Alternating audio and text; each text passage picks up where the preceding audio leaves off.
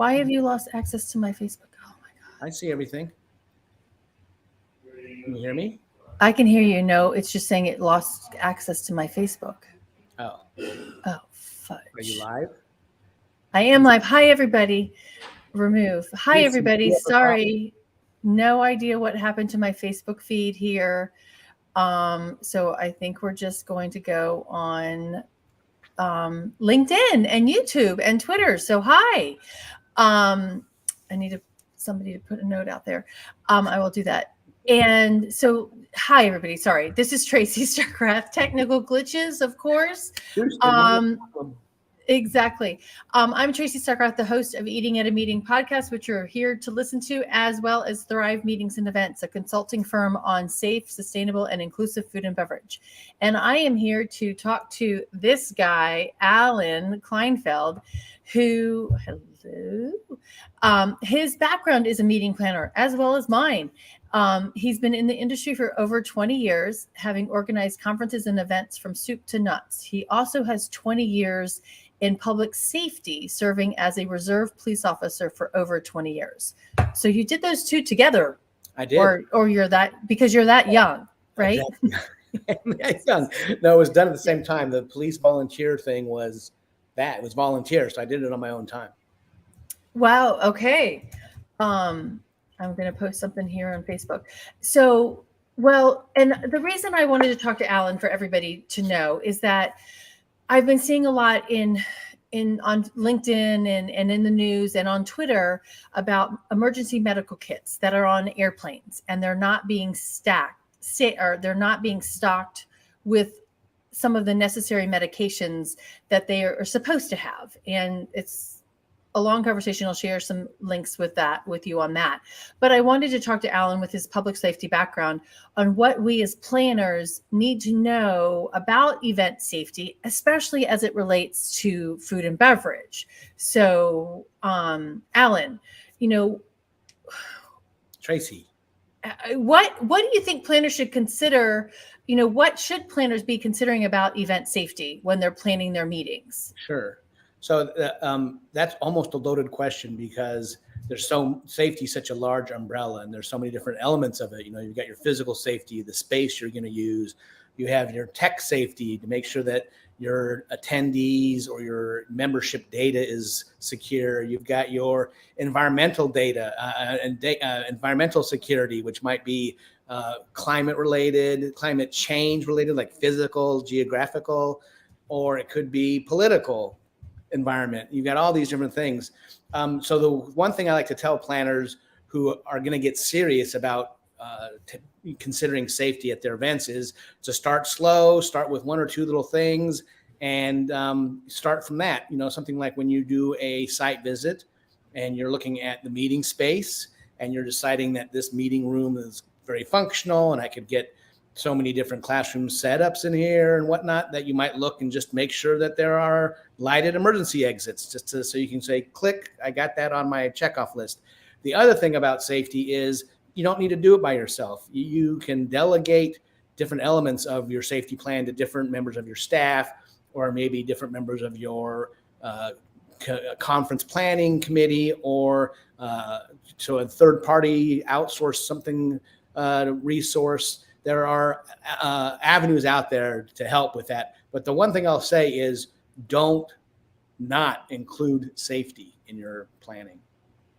Well, I was watching something on the Today Show. I'm like, all the safety plans that schools are doing now for safety for the kids with active shooting. And unfortunately, I watched a little mom teaching her kid before he went to kindergarten what to do. The Spider-Man backpack. That was yes. Yeah.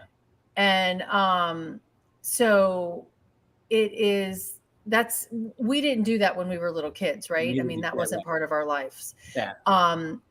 So, first and foremost, what's the first thing that they should consider? And should we have somebody on site all the time? So when it comes to the way people become violent or do stuff, the story you just mentioned about the little kid going through that training, mm-hmm. I sometimes think often how much of that we need to do in our industry, if at all. And the question kind of is, a lot of people hold conferences or meetings or events either to make money or bring in some kind of revenue or do some kind of promotion. And so safety isn't really part of that thought process. And sometimes it's a debate or a pro and con, a balance between how much safety do I need to put into this thing, considering that there are no identifiable threats. You Right. saw where Salman Rushdie got knifed on stage, right? And now people are talking about at our events, what kind of security do we have to have for our stages? It's really hard to say, because who knew that guy was going to jump out on that stage and do that? Now, if this is a complete just made up example, so no one should take this too seriously. But if you're planning your meeting and a couple of days out, one of your employees snaps and says, "I'm going to get you," that could be a sign that something violent might happen at your event. But failing that, it's so hard to predict what humans are going to do to other humans in a large group setting. So, when it comes to that, my basic advice to meeting planners is you need to work with your venue and your other partners and just make sure that there is a general overall sense of safety. Most hotels will have cameras someplace and security staff someplace that may not even look like security staff.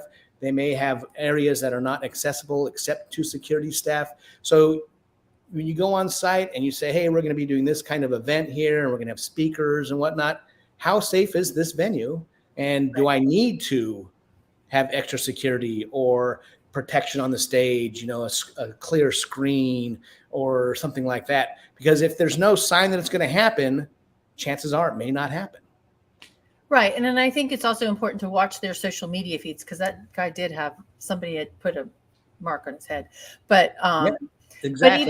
But even the political guy that guy jumped on the stage and the Republican somewhere with that thing in his hand and was going to stab him in the neck. Like, hello. Yeah. But you're right. Surprised, that guy, Rushdie, had been, he had a long history of it, and maybe he figured he doesn't need his protection anymore. If I had been working with a group and there was that kind of history, I might suggest, hey, you might want a couple of security guys in the wings of that stage, or maybe put the presenter behind a screen or something. But I don't know if there were those kinds of indications. Definitely take steps. I would definitely recommend taking steps to prevent it. Right. Exactly. Yeah. And okay, so how do we reduce the burden of safety? I mean, we want to reduce the burden of what is it? Your liability burden, right?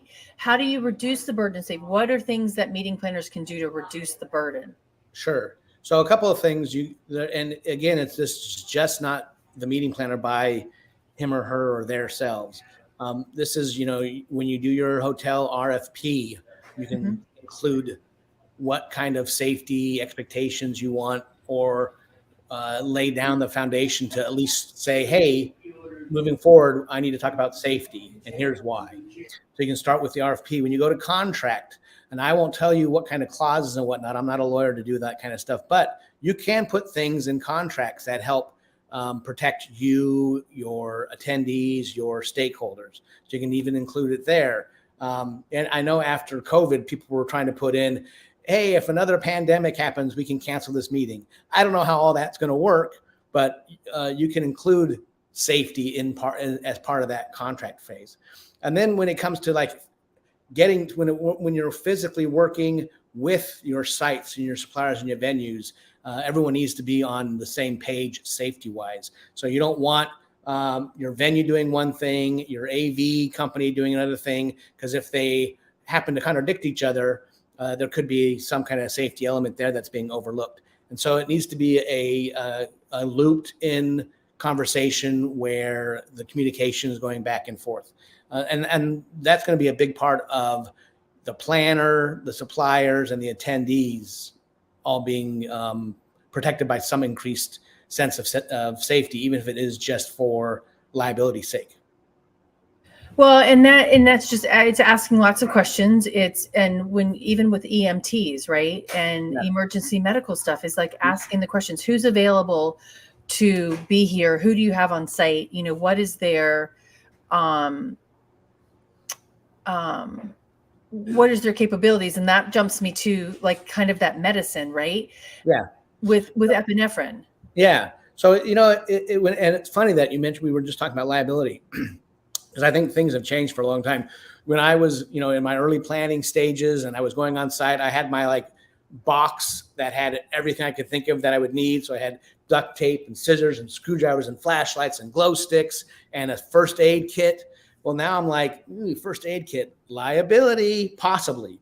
So now, you know, I advise when someone comes to the registration counter and says, I got a headache, do you have some Tylenol?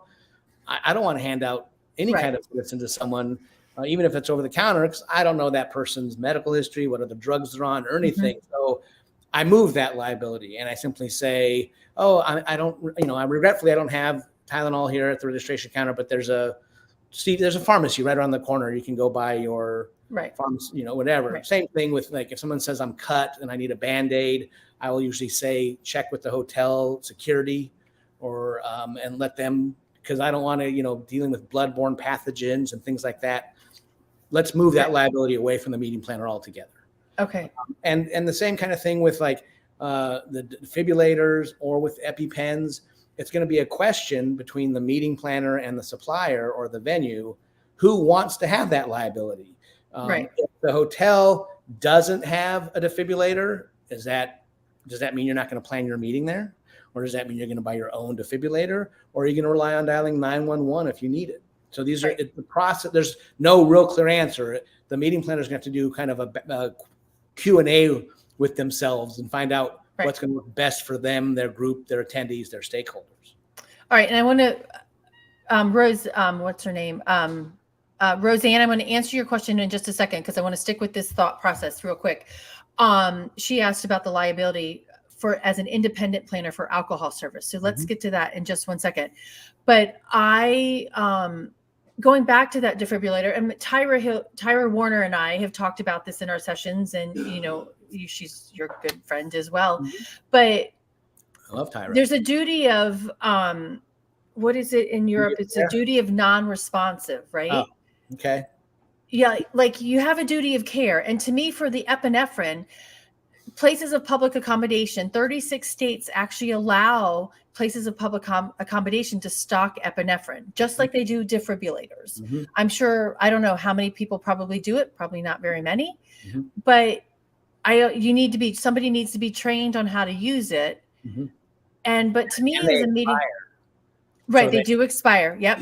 Put it in a drawer and leave it there for 5 years. Right. I mean, it may work perfectly well, but for liability issues, if it doesn't work, then you might have a problem.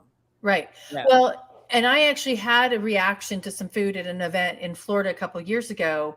And the hotel person, the catering person, called the safety officer for the hotel and brought him to me. And he's like, do you have an EpiPen? And I said, yeah. He's like, let me see it. And he checked the expiration dates on it. And I'm like, and it was still viable or whatever, but I ended up choosing Benadryl, which is not the right response. But I also had to get up and speak in 20 minutes. But that's the other thing too, is EMTs. Not all EMTs are allowed to carry or administer epinephrine. Do you know anything about that?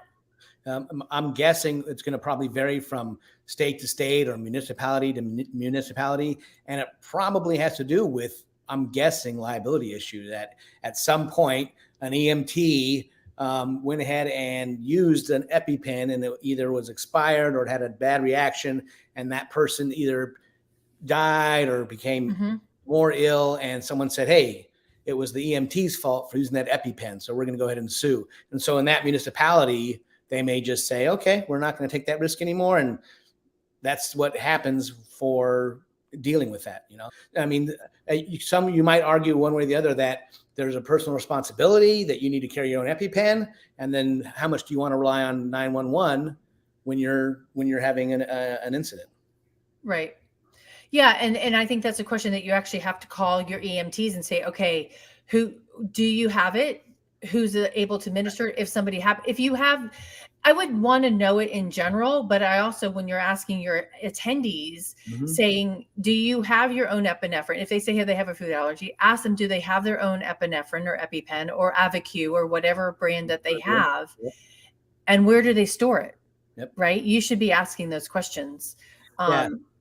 From a meeting planner's perspective, when you're working with your venues and your attendees or whoever, you certainly have I'm encouraging you to ask those questions as a general overall safety. Depending on the group I'm working with, sometimes I do ask, hey, does this hotel have a first aid kit? And does it include this, this, and this? And do they have a defibrillator? And if the answer is no, depending on the group, they may say, okay, well, we're going to bring our own because I don't want any of my attendees not to have that. And that meeting planner or that organization will take on that liability on themselves. Right. Okay. I mean, it is really, I mean, whether or diabetic, right? Insulin, right? And that's a question to ask your AMTs. For asthmatics. I mean, yeah.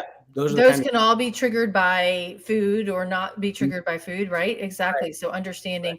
And I think there's a form that I've created that is like in case of emergency, for the people who say they have diabetes or they have, epinephrine, what do we do in case of an emergency for you? Right? Where's your medication?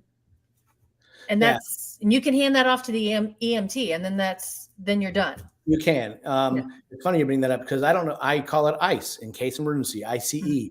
So in my phone, you can turn on, I have an iPhone, and you can click on the little, whatever it is, 911. Right. I probably won't be able to bring it up right now, obviously. And then you can search my contacts for ICE, and it will bring up two people who know my medical history and exactly. Oops, not there. Yeah, that ICE icon. Yeah. It's an app. Yeah. An app. You can actually, the iPhone itself actually has its own built-in app. That was it, I think. Wasn't it? Okay, good. I thought so. Yeah. And you can also put your emergency information there, your allergies to medication, food, whatever you need to in that place. And so it's important that people fill that stuff out and that someone on site, whether it's the planner, the hotel, another attendee, your spouse, whoever you're traveling with, know something about it. And then you, like you said, if you have to call 911 and medical services show up, you can share that information with them as well. Right, exactly. All right. So I do want to jump into Roseanne's question. And so I'm going to put it up here on the screen. I would like to know what's my liability as an independent planner for alcohol service. And just for everybody listening, Alan nor I are attorneys, so we need Tyra here to answer that question. But we do know some of the regulations about that. So sure. And so I'm looking at this, that she is the independent planner and she's working for a client, and the client wants a reception with some bars and maybe some buffet tables and everyone's having a good time type of thing. I'm looking at it like that. And so my first question is going to be, what kind of contract do you have with your client? Because the ones I use, there's something in there that says I'm not an employee of this group. I'm not underneath any of their healthcare or insurances or any of that. And I am independent. And then I might have my own general liability insurance just in case or something like that. So that's one thing I'm going to say is check your agreement with the group. Right.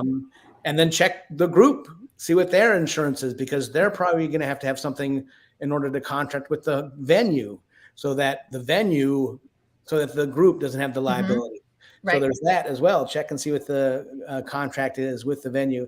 And then if you're worried about alcohol or too much alcohol being a concern, you can work with your group or your venue and limit how much people will consume, or work with the venue to have someone on site who knows how to deal with people who've had too much to consume so they can be removed safely. And then there's also the fact that you can do things like, hey, if it gets a little out of hand, you close the bar, or you bring in more food and more water or more coffee. And there are ways to combat that so it doesn't get out of hand. The important thing is to be watching it so it doesn't get out of hand, and to communicate all your alcohol related concerns before the drinking starts. Right. And I think you can also not only checking your own contract, but also make sure you're added to their as an additional insured Yes. to their insurance and to Yeah. the hotel's insurance. So that Yep. makes sure that you are covered underneath that. I mean, Definitely. that's, I got thrown from a golf cart years ago, and the guy I was working with, neither of us had us add to the additional insured to that contract. So it was our own fault, right? You had to take care of that on your own then. Right. Exactly. So making sure that's another step. But I also think, Roseanne, is definitely asking the properties and the people who are serving the alcohol, do all the servers have tips training, or so that they have alcohol training so they know how to look for it? And one of my biggest things thinking about this too is, if Alan is going, you've got 5 bars, Alan might be going to all 5 bars, and one bartender might not know that Alan's been to the other 4 bars and already had 4 drinks, right? So I don't know how you communicate with those bartenders, but it is definitely making sure that you've got somebody that's kind of tracking that. But you could do it with, some people try it. Some planners use the ticket system, right? But that works. And that's not a bad way to do it. But those who don't drink or don't use all their tickets will just give those tickets out willy nilly. Right. So you could have 8 tickets within 8 minutes and you're ready to go. And the bartender know that. Right, exactly. Or the sponsors of the event start handing out drink tickets. And so people definitely have more than 2. So it's definitely figuring out a way to track that so you can watch it, but also making sure that your bartenders have some sort of keen sense or training on how to for that. Yeah. Yeah. And it's called chip. I think those are good points. Yeah. The other one too is making sure that you do have non-alcoholic beverages on site as well. Don't, even if you have beer and wine, make sure that you have some of the new cool fun drinks, not just water and soda, what they call them, the mocktails. The mocktails, exactly. Because, some people only want to have one drink, right? And they want to have something else after that. So make sure that you've got fun sodas or spritzers and things like that are alcohol free. Oh, and she just wrote in here, she's going to look for a tracking app. That's a good idea. That's a good idea. Yeah. Because I'm sure venues are going to also have different ideas and histories of how they've dealt with that. And one of the things I like to say to planners that I say a lot, if you delegate, work with your partners, communicate, don't assume you have to take it all on yourself. Ask your venue. Right. Exactly. I didn't interrupt you, Tracy. Go ahead. Oh, no, that's okay. I mean, and I actually at one of my, I was an exhibitor at the event, exhibitor and sponsor at the event in my old corporate job. And one of our local team members came to this event and she had way too many margaritas and she fell in the fountain at the Gaylord. And I found out the next day because she didn't come registered under my group of my block. Yeah. So nobody knew to tell me. And Did you get hurt? She did. She split her head open and our competitor pulled her out of the fountain. But she lost her job 2 weeks later because I'm like, I had to report it. The meeting planner is telling me the story the next day. And I'm like, please don't be my employee. Please don't be my employee. And of course she's telling me because it is one of my coworkers. Right. But yeah, I mean, so you do. And we never went, never said anything about any of that liability wise to anything, but she's probably not even going to do the same thing, but it is definitely making sure you've got those things lined up front. It is, yeah. That's a really good point. No, where it comes to worse and you think it's going to be a really big issue, don't offer alcohol or limit it to beer and wine or or signature cocktail. The signature cocktail, and always have an alternative that's not alcoholic. And one of the things I did when I was doing the police work is I did the DUI training, and one of the things they tell you is that protein is a good way to absorb sometimes alcohol. So I'll recommend have a little bit of food if you're serving alcohol as well, because it helps process a little faster. Right. Well, and there's so many events that I've been to that it is literally just crudité and cheese and a whole bunch of alcohol, and you really can't do this in this day and age. It's really not a way to handle an event properly. Okay, so jumping from alcohol, what about cannabis? What about it? The safety precautions around that. I don't know what corporate events are going to have cannabis at, or association events are going to have cannabis at their events, but that's a whole nother issue. It is. And learn something. It hits you later. So it's going to be really complicated, I think. And it's funny, I was just talking about this with my other half the other day. He's a pharmacist. And, where I live in South Carolina, there's no recreational or medical marijuana. But we had visited recently a state where it is legal both medically and recreationally. And people had said, hey, are you going to try the cannabis while you're here? And being that he's a pharmacist, he's like, no, I'm not going to do anything yet because I don't want any of my judgment or anything altered while I'm still working. So, part of me is like, hey, from an economic, financial, political perspective, I'm like, this is great. Yeah, let's have all the weed in the world. From a safety standpoint, do I want my airline pilot to be high? Do I want my bus driver to be high? Do I want my food attendants to be high? Do I want any of these people that I'm working with at trying to put on a professional event with attendees where my reputation is at stake? Do I want any of them to be influenced or under the influence of something that used to be considered an illegal drug? Right. And the answer is no, I don't want that impairment. Right. How the industry or society is going to deal with that is yet to be seen. I kind of think it might become something similar to other safety elements or other political elements where, hey, if I have my meeting here, one of my policies, one of my duty of care is there will be no guns allowed in this hotel while my group is here. And the hotel can say yes or no. Maybe it's the same thing. Well, my group is here. I don't want any venue employees using cannabis around my attendees. And maybe it's one of those negotiations. I don't think it's been written yet. I think it's yet to come. Right. Well, and then talking on the gun one, you posted the story a couple of weeks ago how Music Midtown in Atlanta canceled the concert. And I've been going to I went to Music Midtown when it first started, way back in the late 90s. And they canceled it because the park people were allowed to carry guns in the park, but their band's riders said no guns allowed. That's right. And that's an interesting take. And an important thing for us to read all of our writers clearly of your speakers. And actually, that's a good thing for me to put in as a speaker, you and I both, to saying, hey, I want to make sure that there's no guns, or I don't want you to present high, right? Whether it's alcohol or marijuana or whatever. Right. And maybe that's going to be, yeah. Tyra, where's Tyra? How can we add that to our contracts? John Foster, any of them.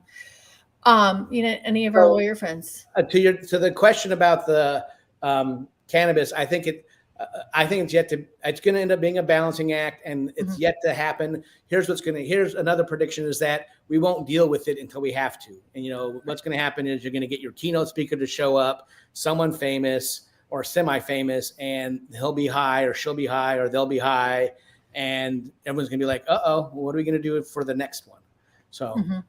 Right. Exactly. Well, and even the woman who, the actress that was served her papers on stage during her event, right? I mean, that wasn't food related or whatever, but somebody got on the guy delivering, you've been served papers, got on stage when she was speaking. Right. So, okay. So I want to jump back to epinephrine a little bit as well, and the medical kits. So, and this is something that I posted recently online, and I know you're a ground safety person, but let's talk airlines real quick. Okay. My biggest thing is, what if one of your attendees that you've booked travel for or such has an emergency on an airplane, right? And the medical stuff, and they die, or they have to make an emergency landing. Who's notified, right? Somebody did comment on one of my posts that said something similar happened and they were notified because the travel agent was notified. Okay. About that person. Yeah. But I think that's a really interesting question. And I think it's going to depend on the situation and what's going on at that time, because, if it were me on a plane and the flight attendant was trained well enough to look on my iPhone and find my ice, then I know someone's going to be called for that. If they're not that well trained, we're just going to have to hope that there's either a doctor on board the plane who knows what they're doing, or that the pilot can land that plane fast enough to get emergency services. As far as like who's going to be contacted, I think it's going to depend on the information that person has. So if I have my iPhone, they might look at that. My guess is if I'm unconscious, they're going to go through my carry-on, see what I'm carrying in there. And maybe they're going to find my conference flyer or my hotel confirmation or something and say, oh, hey, we need to call Tracy at this Marriott because this is where this person's was heading. Right. And we can let them know. But I think that's going to be, it's a hard question to answer because I think it's going to vary so much between situation and person. If I'm conscious, might be able to mumble out who should you contact or who I want you to contact first. I remember I went into the funniest thing. A year ago, I went into the hospital with a kidney stone. I didn't know it was a kidney stone. Like the first thing I said to my husband was, hey, can you call so-and-so and cancel my physical therapy appointment or something mundane and not already like that. Like, should I call my mom and let her know I'm in the hospital? No, I didn't do anything like that. So, that's just where my brain went. Mm-hmm. Exactly. Oh, well, yeah, I have a story from a long time ago, but I won't tell you. So, yeah, I mean, okay. So when we're booking safety personnel to be on site, EMTs or, police or whatever, what kind of questions should we be asking them? Because you don't want to get mall cop. Oh, no, sorry, what's his name? Right? You want to Paul Blart, mall cop. Yes, exactly, mall cop. I mean, what questions can planners ask? When they're hiring those things to see what they've got, and what should they be looking for? This is something that I usually recommend when we're doing when I'm working with a group on doing just site selection. I have a checklist that I use, and one of the questions I use on this checklist is, okay, great, the hotel, the venue's got great meeting space. The food and beverage is delicious and it's clean and they communicate very well and the kitchen's been cleared by the municipality and the guest rooms are gorgeous and clean and safe. All right, we got all that done. Now we have to make sure, does the hotel have security staff? If they do, are they trained? In what? In what and how often? Do they have a background check when they're hired? And then what is their relationship with local first responders? Because if they have that relationship, it could take that whole thing off your hands, meeting planners. And all you have to do is talk to your head of security at the hotel and say, hey, for this event, we're going to need some extra bodies. We'd like to stage an ambulance because of, I've got a large group of elderly people, or I have a large group of people with allergy sensitivities, or I have a large group of diabetics, or whatever it may be. And so you might not have to worry about it if you've got someone working on your half through the venue. Okay. The other thing I'll say is that if you are going to work with the first responders directly, like the fire department or the medical unit or the police, they're not going to say, sure, we'll send you a bunch of people. They will say something probably along the lines of, well, if you need some extra bodies to be around in case of an emergency, here's how we hire them off duty. So it would be up to the planner to say, okay, well, I would like 2 police officers to protect our exhibit hall overnight. And I would like an EMT stage because of our big dinner where we're going to have a lot of fatty foods or whatever, heart clogging foods. And then they'll help you arrange for it, but it won't be on the taxpayer. It'll be on the meeting planner to do that. But that's one of the reasons why I say, if you're working with the hotel and you're checking their security and you're asking about their background and their training and their relationship with first responders, they're probably going to have a better introduction to them than the planner would, and it'll be easier for them than the planner would. So that would be where I would direct people to go. And what's the difference in value and by hiring a security company versus hiring an off-duty police officer? So the off-duty police officer, one of the pros is you're helping a police officer who's probably not getting paid that much, but he'll be there in uniform. He will look like a cop like he always does. And police presence is like 90% of not having to deal with anything criminal. You see a cop standing around, you're probably not going to try to, steal something from that store or get alcohol illegally or things like that. So there's that element of it. The other thing is that with a police officer, you're only going to get them for a limited time. So maybe 8 or 10 hours at a time. So if you wanted someone to spend the night overlooking your exhibit hall, you're probably going to want to go maybe with a security firm because it'll probably be a little cheaper, but they'll be able to offer more than just 1 or 2 people to do it. And that way you don't have to worry about someone falling asleep overnight, or you don't have to worry about part of the exhibit hall not being covered while the other part is exposed or, open to theft. So those are a couple of things. Oh, the other thing about working with police department as opposed to security department is the police department, the guy from the police department is going to have direct radio contact with fire, medic, and other police. The security firm, probably not direct, but I bet he has a pretty good contact. Right. And hire a local one versus bringing one exactly from inside, outside. Yeah. But also the other thing about, the police officer sometimes will also indicate, some people aren't comfortable saying police officer and they think automatically something's wrong. Right. So there's like a little bit of anxiety. Oh, what happened in the hotel? Why is the cop here? Is it affecting our meeting?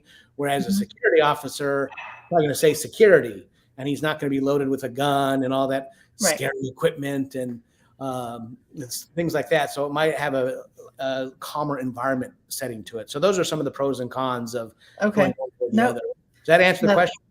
Yeah, that makes sense. I mean, because you do, and it depends on who you are and who your guests are and how much money you have at the same time and how much coverage you need. Because I think it's a really good point, because you do want somebody in that exhibit hall, watching the booths, but and depending on how big your security hall is or your exhibit hall is, you might need a couple of them. Yeah.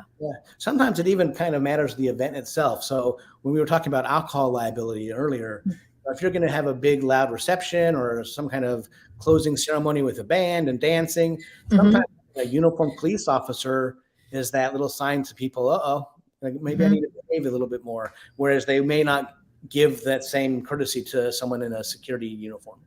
Right. That's very true. Okay. So I'm looking at all of our safety the questions that I had for you beforehand. Sure. And I think we've covered them all so far, but I think, it's an important thing to think about, and you actually need to, actually let's talk about, somehow a movie theater just came into my mind, right? Okay. And now they're showing the video in front of the movie, before the movie happens to say, hey, this is the emergency exits, right? Make sure you pay attention to those. And I think that's important for you to have maybe a room monitor for for breakout to point out where the emergency exits are, or put that on your event app. Yeah. Right. So it's funny. One of the things I tend to do when I'm speaking on event safety is I'll get, I'm introduced or whatever, and I get up there and I'll say, just before I start, I want to point out to you, emergency exit over here, emergency exit over here. You can't see them behind me because of the pipe and drape, but there are 2 emergency exits there. Those lead to the kitchen, so you may not want to go that way. If you go out, and I'll do a really quick little evacuation spiel should there be an emergency, or should the fire alarm go off, or should you hear gunshots or whatever. Here's how you get out. I think it should be habit for all, MCs and executive directors and presidents and VIPs who are doing introductions at the beginning of a general session or the beginning of the day. Hey, folks, we want you to enjoy your conference, and we're going to start doing that in 5 seconds. But before that, if you need to get out of here really quick, here's how you do it. Right. Okay. So that now just made me remember Jack. He was an attendee at one of my speaking sessions for North Star, and it was the Independent Planner Conference. And he jumped up in the middle of my session, and because I'm like, okay, so individuals who have wheelchairs, or individuals who utilize wheelchairs, or are visually impaired or hearing impaired, you need to make sure that you've got the steps outlined for them as well, so they understand. And he's like, oh my gosh. And he thought about somewhat like, if a fire happened and one of your guests is in a wheelchair on a higher floor of a hotel, how do they get down? Right. And what are those rooms called on floors for individuals I call them, well, most people call them handicap rooms. I call them ADA accessible rooms. No, this was actually a room like in the stairwell. It was You mean the refuge room where you take yes, cover? yes, refuge room. Okay. Yeah. So that would be a question you could ask your properties. Do you have refuge room? Yeah. So, I am guilty myself of not including it enough. But when I talk to people in general about safety, I always like to include that when you're planning your safety, you need to plan it for people with disabilities because depending on the disability, they may need some assistance getting out of a building. Right. If I'm working with a hotel, technically or in theory, a certain percentage of their rooms are supposed to be ADA compliant. Right. And part of that's going to include safety.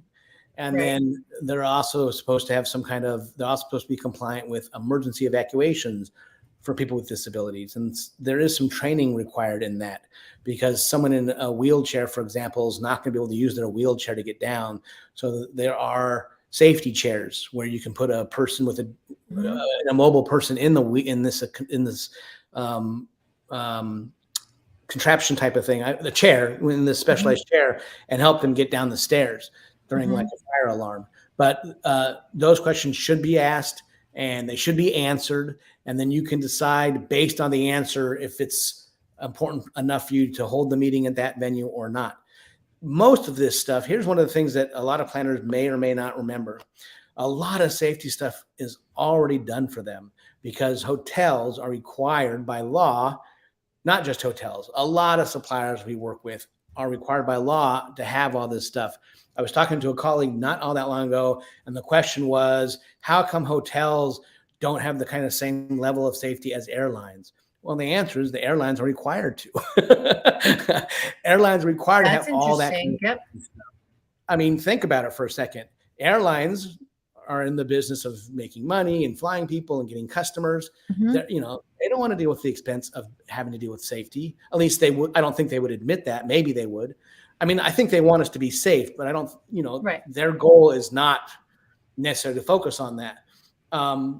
So, you take away all the money that airlines spend on safety, and airlines are going to be a lot cheaper, a lot more competitive maybe, but they're required to have that. And hotels don't have, or a lot of venues don't have that same kind of requirement. So that's why I think some of them don't do it because they don't have to do it. Right. Well, and that's another question to think about too. I don't know why this just popped into my head, but I mean, I know the FAA is looking at the seat sizes because it is potentially becoming a safety issue on planes. But now I also just jumped to offsite events, right? And if you're having it under a tent and a beach on a field, what are the safety things that you need to have there? You need to actually check with the health department, right? On when it comes to the food and beverage being served. Yeah. Yep. And how many hand washing stations do you have? How many porta johns do you need to have? What is the exit route or the entry? Egress and thank you. Ingress and egress. And what do you do if there's a thunderstorm? And is there an alternative place to go? And what if some creepy drone shows up and is eyeing your attendees? What do you do? And I mean, and that's you make the assumption that that's going to get handled, and this is just a very over the weekend or the last 2 days ago somebody was telling a story of this client that they had hired her as a caterer, and they didn't want to pay the caterer for the cake, so they got their cake somewhere else. And they brought the cake and they talked to the cake, and it was time to serve the cake. And the caterer did not have plates or silverware, flatware, or a cake knife for it because she was never told that they were bringing a cake. But the client who was hosting the event got mad at the caterer, and the caterer's like, you didn't tell me. You didn't tell me. Right. So it's those kind of things that you actually have to think through, and it adds a lot more to that safety precaution. I mean, that's not a safety issue, but think about that safety that comes along with those things too. Yeah. Did I answer the question about light bulb getting guests out of a hotel. Oh, no. That wasn't a question. I posted that to Jack. Oh, okay. He's the guy that said that to in my session. So I'm like, hey, Jack. Yeah, all that is actually, it goes with almost everything in event planning, or maybe even life. Communication is such a key thing. And not just in safety in general, but food safety is really important. Right. Communication, not just for making sure the caterer brings, a cake knife, but making sure that there's signage at the buffet, so you know what the heck you're eating, and all that kind of stuff. And you know what they say about assuming, and it's true. You don't communicate. You just think that someone's going to take care of it. It's not going to be taken care of. Right. Well, and that comes down to like this one event I did for Spin years ago, and we had a woman with an apple allergy, and she had registered. She told us, and she was anaphylactic to apples. So, I mean, I sat down with the chef, and we went through the menu. And then we went through the menu 2 days beforehand, and we actually changed the menu 2 days beforehand because he found it in sauces. But we put it in. We posted it on the event app. We made an announcement. The MC actually made an announcement because she could not be in the room with it. And so what is that communication that we have in doing that? We just said, you're more than welcome to eat apples outside of the meeting space. Right. But when you're in this space, it will be 100% apple free. Right. And only one person got mad at me about it. Oh. I'm like, she chewed me out. I'm like, okay. I wonder why. She wanted to eat apples in the meeting? Well, she just couldn't understand how this woman survived in society in general and went to the grocery store. And I'm like, that's not our problem. We're working on it right here. Right? Exactly. Yeah, okay. No, communication it's a big one. Mm-hmm. And use those technologies that you have, right? To do that. And communicate with your attendees as well as all your stakeholders, your suppliers, your caterers. And that's part of just a decent communication plan or a crisis communication plan, either way. Exactly. Okay. So my final question for you, sir. Yes. Is what is a safe, sustainable, and inclusive food and beverage experience mean to you? What does that mean? Ask me the question one more time. What is safe, sustainable, and inclusive food and beverage experience mean to you? Can it be something that I eat at home? It can be. All of that stuff fits right in my kitchen. I can buy the food myself. I can make sure it's from sustainable sources.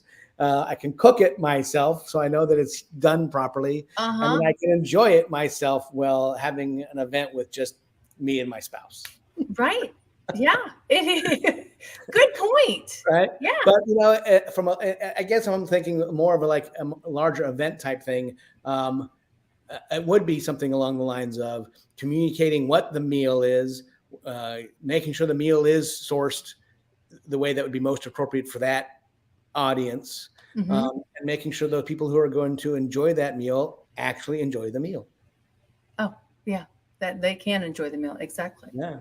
So, okay. Any one last minute safety tip that you have for everybody? I did have one, and it went out of your brain. It went out of my head, but it was a good one too. It is something along the lines of don't not include safety. Don't be afraid of safety is one. Delegate so that if you can't do it all on your own, get some help to do it. And the other one was don't be complacent, because especially it seems like in our industry we have a lot of complacency I think it's natural. We get over one catastrophe or event like 9/11. 9/11 was what prompted me to become a reserve police officer. And you remember 9/11, everything was closed for a long time, and airline, it was just a bad thing. And we got over it. And then we had the Boston bomber, and we got over it. And now we've had COVID. I don't want us to get over it. I don't mind us working through it, but something's going to be coming. It's going to be monkeypox, or it's going to be a bad guy with a gun or a knife. And I understand we don't want to have to think about that stuff. So don't, delegate it, spread it out, but don't just ignore it. Oh, I love that. Thank you. That's a really important message. Thanks for having me. It was fun. You're welcome. Likewise. I appreciate it. Everybody, Same. We're here every single Wednesday live at 12 o'clock, the Eating at a Meeting podcast. You can also download it on all your favorite podcast platforms, Apple, Spotify, etc. The 151st episode downloaded yesterday. And actually it was about how MPI, thank you. How do you plan food and beverage at one of the industry's largest conventions, MPI WEC? So check that out and tell all your friends. And and join the Eating at a Meeting Facebook group. It's free to join. We talk about food and beverage. How fun. What are we eating? What are we not eating? But until next week, stay safe and eat well. Have a great day.